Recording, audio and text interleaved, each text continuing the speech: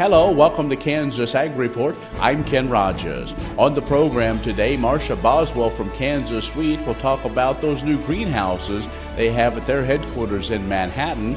Also, the second part of our conversation with Kyle Hoffman, the chairman of the Kansas House Agriculture Committee, and we'll also talk with Deb Van Overbeck about the U.S. Beef Quality Audit. And updates from the Kansas Soybean Commission, Kansas Department of Agriculture, Kansas Livestock Association, and Paragon Ag Advisors. Another good show. Thanks for joining us. We'll have more coming up. Closed captioning brought to you by The Soybean Checkoff. Progress powered by Kansas farmers. KansasSoybeans.org. Farm Bureau, a grassroots ag organization representing the state's farmers and ranchers since 1919. KFB.org. Kansas Wheat Commission, leaders in the adoption of profitable innovations for wheat. Online at kswheat.com. Kansas Livestock Association, supporting our members' business interests to meet consumers' demands. KLA.org. On March 14th, the Kansas Wheat Innovation Center unveiled its new 12,750 square foot greenhouse expansion. These 4 new greenhouse bays will house critical wheat research for Kansas State University and Heartland Plant Innovations. This brings the Innovation Center greenhouse complex to more than 22,750 square feet of greenhouse space dedicated to cutting-edge wheat genetic improvements for Kansas wheat farmers. These new greenhouses will be the home to researchers from the Wheat Genetics Resource Center, Kansas State University's Poland Lab for Wheat Genetics, and Heartland Plant Innovations. Molecular and genetic research done in the laboratories will be supported by the greenhouse, and a larger, more controlled environment will both enhance and accelerate results. As part of the dedication ceremony, Kansas State University's Bikram Gill, Distinguished Professor of Plant Pathology, spoke about the recent sequencing of the wheat genome, which is about 5 times larger than the human genome. He said, after more than a dozen years of hard work, we deciphered the wheat genetic code, and we held a celebration at our annual meetings in mid-January in San Diego. This seminal effort of long-term investment in wheat genetics by Kansas State University and Kansas Wheat Commission really began in 1979. In 1979, the Kansas legislature funded his position in wheat biotechnology for feeding new genetics in support of the wheat breeding program.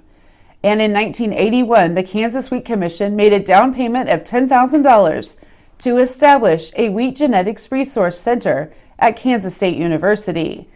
This annual support grew over the years and was over $100,000 per year for a total investment of $2 million. We leveraged this investment with another investment of over $25 million from extramural funds over this time. The Kansas Wheat Innovation Center was initially completed in November of 2012. It represents the state's single largest farmer investment in wheat research. It was built by the Kansas Wheat Commission through the Kansas Wheat Checkoff to get improved wheat varieties into the hands of farmers faster. The internationally recognized Wheat Genetics Resource Center has a mission to assure future advances in wheat breeding by harnessing genetic traits from wild wheat relatives collected from around the globe.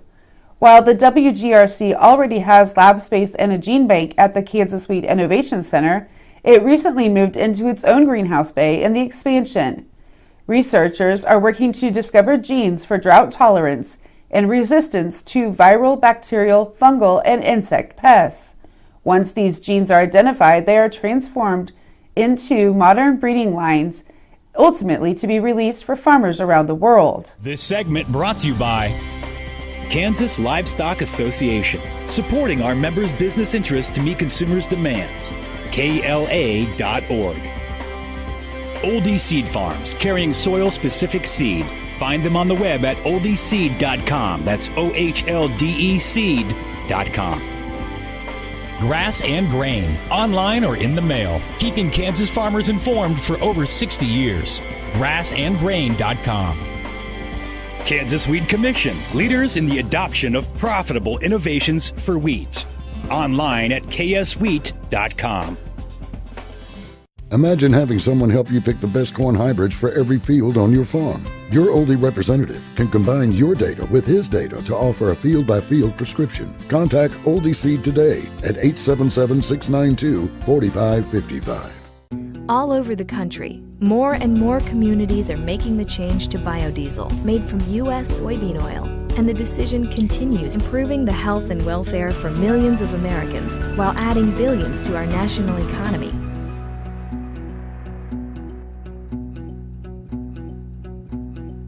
What does a brighter, more sustainable future look like in our cities and towns, and how do we get there?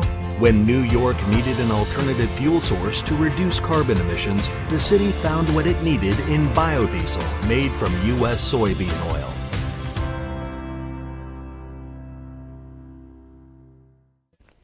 The producer-funded Kansas Wheat Innovation Center was built to get improved varieties into the hands of farmers faster. Kansas Wheat, farmers advancing their future through wheat genetics research. What if U.S. soybean oil were an industry sensation? If end users started asking for it by name? That future is here, the time is now.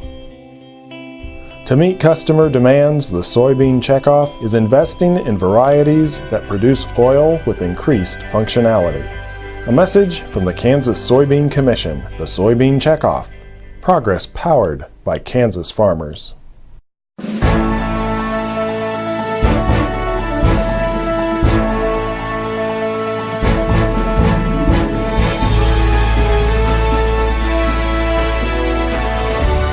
We're joined once again by Kyle Hoffman, who is the chairman of the House Ag Committee. He is a legislator from Coldwater. Kyle, let's talk briefly. The pet animal bill was one that has been worked on. A lot of times there's a lot of different moving parts to this, but tell us about why it's important for agriculture. Well, several years ago, the large animal industry, our beef and those sort of, they came in and increased fees on them. And they were okay with that because they wanted to have more inspections and better suited. When they did that, what happened was that it kind of put the small animal and the large animal out of whack, I guess, to say, as far as the amount of money going to each one of them. So for the last several years, the large animal fees have been paying for a lot of the small animal inspections. And so over the last several years, we've been trying our best to remedy that. And unfortunately, every time we do, a lot of policy comes in, and we get a lot of pushback from groups like HSUS. And for production agriculture, that's not good to bring in HSUS. And so that has been the issue that we have tried to remedy the fees, but yet not to get HSUS terribly involved in it. And I'm hoping this year that we've done that. I think that if we're able to get the fees in line, then the Department of Agriculture could do some more things like hire a additional brand inspector, which they have found that there's a lot of cattle that's being rustled that in the past has really not been known because of we didn't have a good brand inspection program. Those are some of the things. We've got things like health and safety of food that I think we'll be able to do a little bit more if we're not stealing those funds and going to this Pet Animal Act. Just have a little bit of time left. I know it's probably more time than what it should be. There was a poultry bill that came through. Yes, that was actually a very big deal for Kansas, and it probably didn't get maybe as much play in some areas as it should have. But we did pass a bill that brings in line the poultry industry in with our other CAFOs, or confined eating or feeding operations. And it passed both houses. It's actually already been signed by the governor. And I think that Kansas has opened themselves up to hopefully build a good poultry industry in the state with the passing of that bill. All right, well, we'll have to wait and see how that develops. So again, thanks for your time and appreciate your efforts. Okay, thank you. Kyle Hoffman, who is from Coldwater, he is the chairman of the House Agriculture Committee, has joined us with some items of what's going on this year during the legislature. Stay with us, we'll have more coming up. This segment brought to you by Farm Bureau, a grassroots ag organization representing the state's farmers and ranchers since 1919. KFB.org. Oldie Seed Farms, carrying soil-specific seed. Find them on the web at oldieseed.com. That's OHLDE seed.com. Grass and Grain, online or in the mail, keeping Kansas farmers informed for over 60 years. Grassandgrain.com. Kansas Wheat Commission, leaders in the adoption of profitable innovations for wheat. Online at kswheat.com.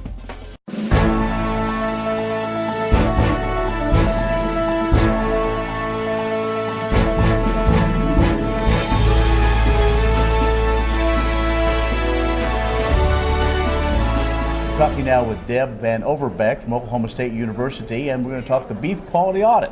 Deb, what'd you find out in that audit?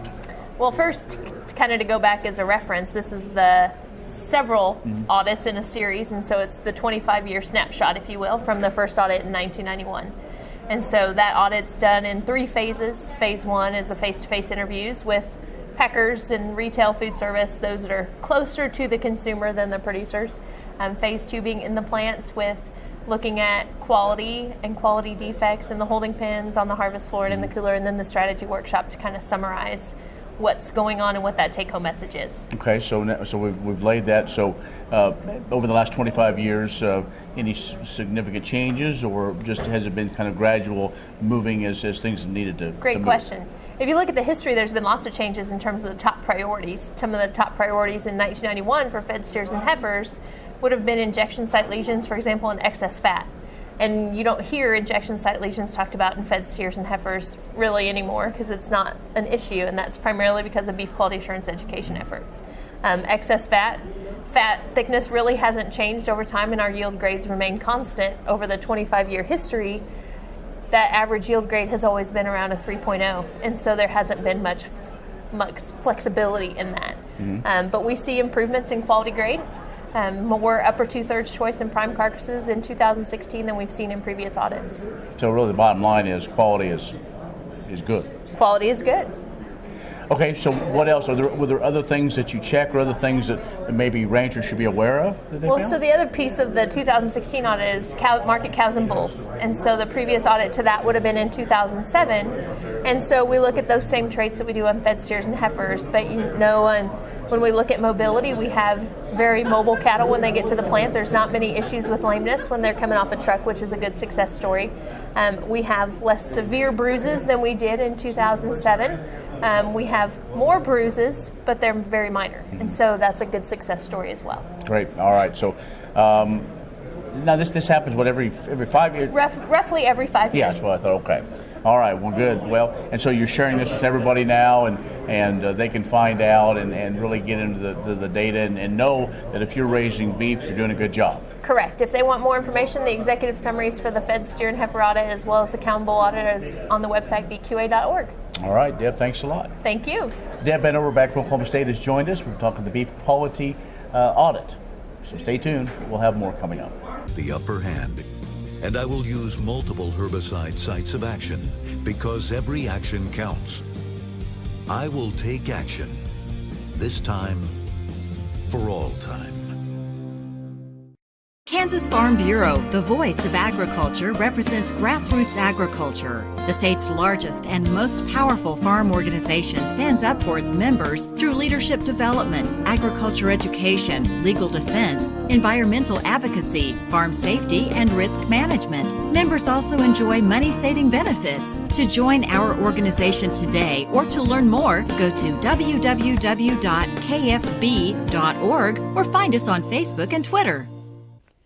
The producer-funded Kansas Wheat Innovation Center was built to get improved varieties into the hands of farmers faster.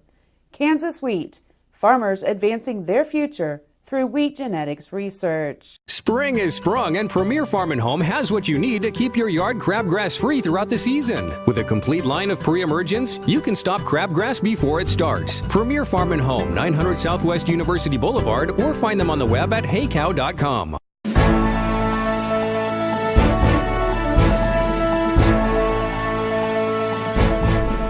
A recent study of biodiesel's life cycle energy and greenhouse gas emissions reaffirms the long understood benefits of using the renewable fuel. The latest in a significant body of transparent, peer-reviewed studies and published by Argonne National Laboratory, Purdue University, and the U.S. Department of Agriculture, the report represents biodiesel's most up-to-date and most comprehensive life cycle analysis. The results confirm that biodiesel reduces GHG emissions by 72% and fossil fuel use by 80% compared to petrodiesel. The study represents the first time Argonne has published a life cycle assessment of biodiesel that includes indirect land use change, the theory that suggests economic benefits from renewable fuels affect global farming patterns. Roughly half of the biodiesel used in the U.S. is made from soybean oil. The rest is produced from used cooking oil, animal fats, and other fats and oils. The study's authors began by collecting the latest data about the energy and emissions related to soybean farming. Soybeans primarily are grown to produce protein meal for livestock feed, so the first step in processing is to crush them, where 80% of every soybean is used in livestock feed. The oil that remains after protein extraction exceeds demand for feed and food, so only a portion of what is not consumed or exported is used to produce biodiesel. You can learn more at kansassoybeans.org/biodiesel on the web. Many Kansas communities would welcome additional rain right now, but spring storms can bring an increased threat of flooding in our state. The floodplain management team in KDA's Division of Water Resources wants all Kansans to be aware of flood risks and to take action to reduce your vulnerability. Flooding is the most common natural disaster in America and causes an average of $8 billion per year in damage. We use advanced digital data to map flood hazard areas as accurately as possible, and we update those floodplain maps periodically to keep pace with new technology and changing communities. These maps can empower you by giving you information about flood hazards before purchasing property so you can make reasonable decisions to protect your families, homes, farms, and businesses. We have many useful resources on our website, including the Current Effective Floodplain Map Viewer, where you can check the flood risk zone of any property, or the Floodplain Current, a story map with extensive information on the floodplain mapping process. You can also stay up to date about mapping projects that are currently in progress by exploring draft maps and related documents. Find all of that information and more at agriculture.ks.gov/floodplain. We also work with local emergency managers, first responders, and other community partners to exercise our emergency response plans. These exercises help everyone build skills and refine plans that could save lives and property in the event of a real disaster. It's important to stay alert to flood risks no matter where you live. KDA's floodplain management team encourages you to protect yourself, your loved ones, and your property. In addition to the resources we provide to help reduce or mitigate your property risks, please remember that your first priority should be the safety of yourself and your family. Never drive or walk into high water, and if you see floodwaters covering a road, turn around, don't drown. Be safe during this flood season. This segment brought to you by Farm Bureau, a grassroots ag organization representing the state's farmers and ranchers since 1919. KFB.org. Oldie Seed Farms, carrying soil-specific seed. Find them on the web at oldieseed.com. That's OHLDE seed.com. Grass and Grain, online or in the mail, keeping Kansas farmers informed for over 60 years. Grassandgrain.com. Kansas Wheat Commission, leaders in the adoption of profitable innovations for wheat. Online at kswheat.com. What if U.S. soybean oil were an industry sensation? If end users started asking for it by name? That future is here. The time is now. To meet customer demands, the Soybean Checkoff is investing in varieties that produce oil with increased functionality. A message from the Kansas Soybean Commission, the Soybean Checkoff. Progress powered by Kansas farmers. You need a partner that you can count on to be there for your business. Providing a depth of understanding to risk management issues so you don't have to. A knowledgeable support team located in your area, delivering products and services to make you more successful.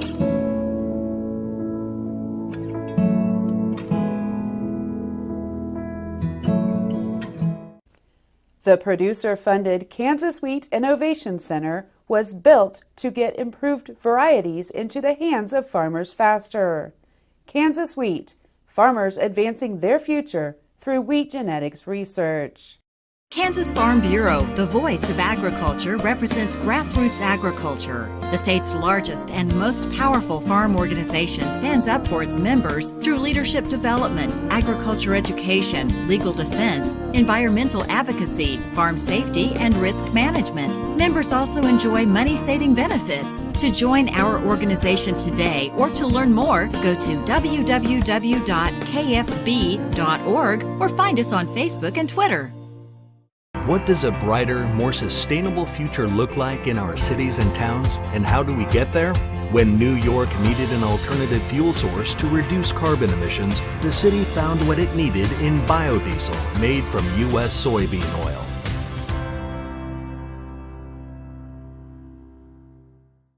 Imagine having someone help you pick the best corn hybrids for every field on your farm. Your Oldie representative can combine your data with his data to offer a field-by-field prescription. Contact Oldie Seed today at 877-692-4555.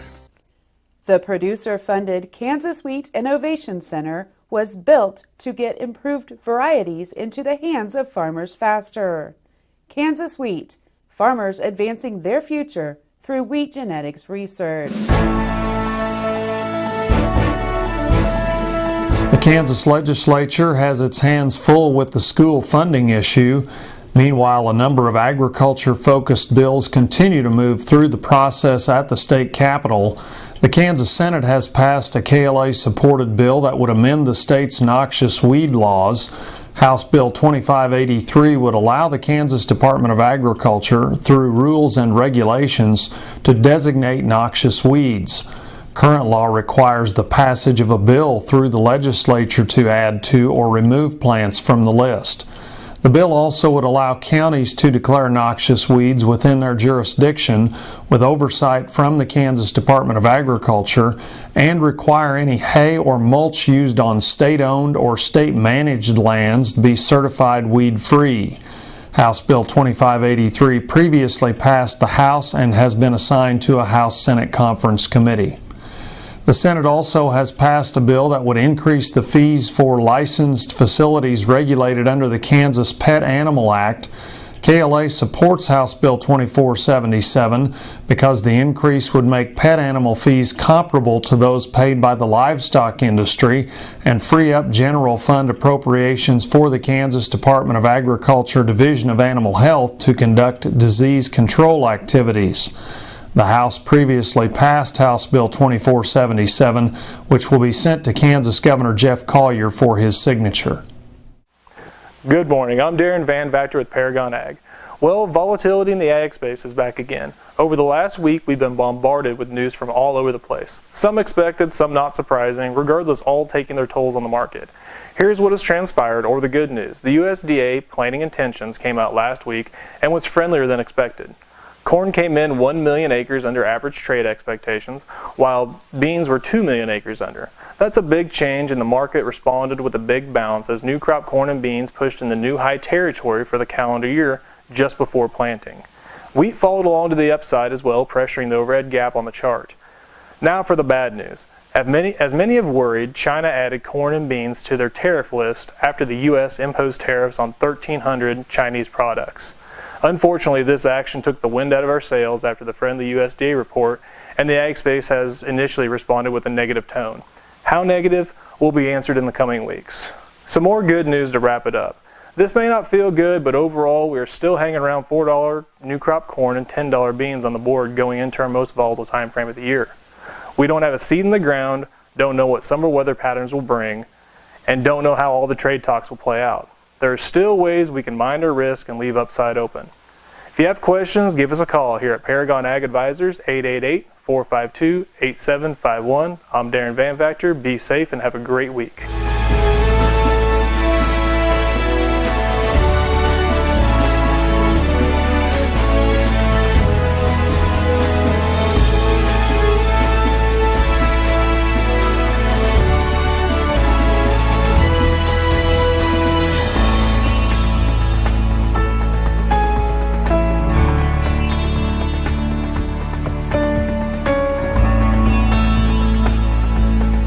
Well, that's our show. Thanks for watching. Be social with us by following us on Twitter or liking us on Facebook at Kansas Ag Report. You can find ag information or watch the show again online anytime at kansasagreport.net. I'm Ken Rogers. Again, thanks for watching. We'll see you next week. Closed captioning brought to you by The Soybean Checkoff. Progress powered by Kansas farmers. KansasSoybeans.org. Farm Bureau, a grassroots ag organization representing the state's farmers and ranchers since 1919. KFB.org. Kansas Wheat Commission, leaders in the adoption of profitable innovations for wheat. Online at kswheat.com. Kansas Livestock Association, supporting our members' business interests to meet consumers' demands. KLA.org. What if U.S. soybean oil were an industry sensation? If end users started asking for it by name? That future is here. The time is now. To meet customer demands, the Soybean Checkoff is investing in varieties that produce oil with increased functionality. A message from the Kansas Soybean Commission, the Soybean Checkoff. Progress powered by Kansas farmers. Kansas Farm Bureau, the voice of agriculture, represents grassroots agriculture. The state's largest and most powerful farm organization stands up for its members through leadership development, agriculture education, legal defense, environmental advocacy, farm safety, and risk management. Members also enjoy money-saving benefits. To join our organization today or to learn more, go to www.kfb.org or find us on Facebook and Twitter. The producer-funded Kansas Wheat Innovation Center was built to get improved varieties into the hands of farmers faster. Kansas Wheat, farmers advancing their future through wheat genetics research.